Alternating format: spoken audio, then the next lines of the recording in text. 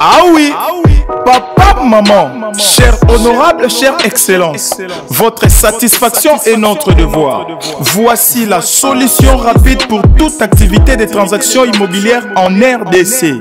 Pour la vente, l'achat, la gestion, l'estimation et la mise en location de vos biens meubles et immeubles, contactez l'agence congolaise de prestations et services. Vous avez une parcelle à vendre, un terrain, une villa, une... Oji mamacita, Oji mamacita, tu es tant de qui de moi de nous pour t'acheter des massa.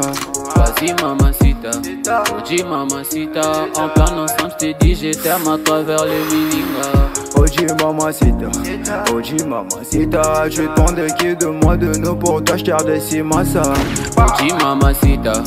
Oji mamacita, en plan ensemble je t'ai dit je t'aime à travers le milinga. Quand je pense à toi je suis pas allé, je suis BG encore. Tu t'en fous de mes reproches et de mes erreurs qui sont moches. La bonne j'arrange mes souvenirs dans la rage de rail. Quand je suis dans le...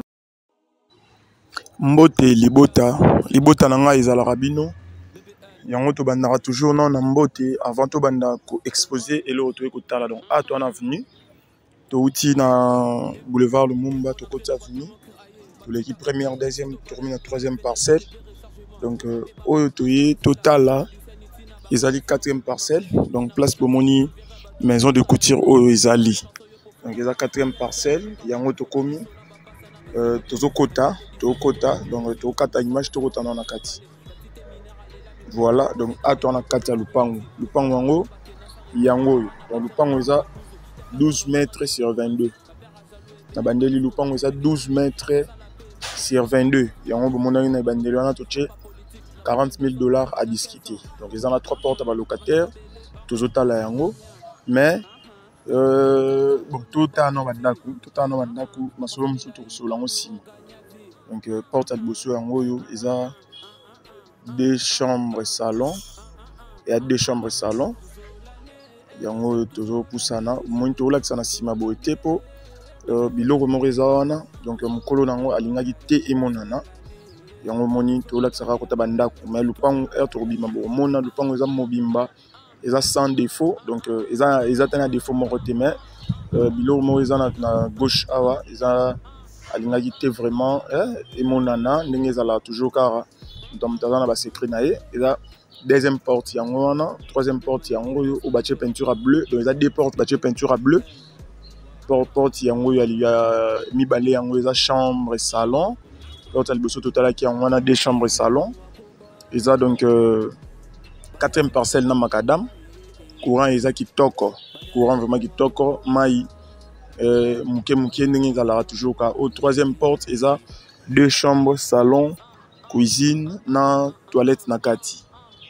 Porte à souka dans la toilette nakati et puis toilette oyo batu il y a 2 portes à liboso basale la ka yango yo. Donc ils ont la toilette nadal nango. Ils ont kitoko. Le pango yango $40 000 à discuter. Donc awa tu as commune en télé na kinko les virages station Grady. Donc so commune avenue zawana et la 4e parcelle na Macadam.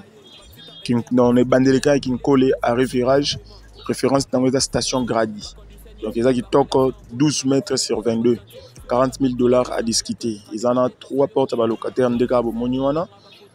Ezali donc eza magitoko bandako eza sika bien et uti ko tongama to bandako ani uti tongama baka mingi te donc wana atobi malibanda bomona espace à libanda voilà donc awa libanda yango bomoni mituka déjà ya ba voisins ça et puis awa tozobima siko donc pour bomona distance esika lupango ezali na Macadam ndeka turbayi que eza distance à mulaité eza vraiment musikate na Macadam.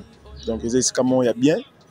Ou ils ont question que Sombi, la récolte en balamoko. Et puis, nous avons disponible pour notre solo là.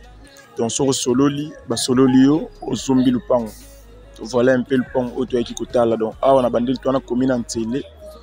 Na avec une colle.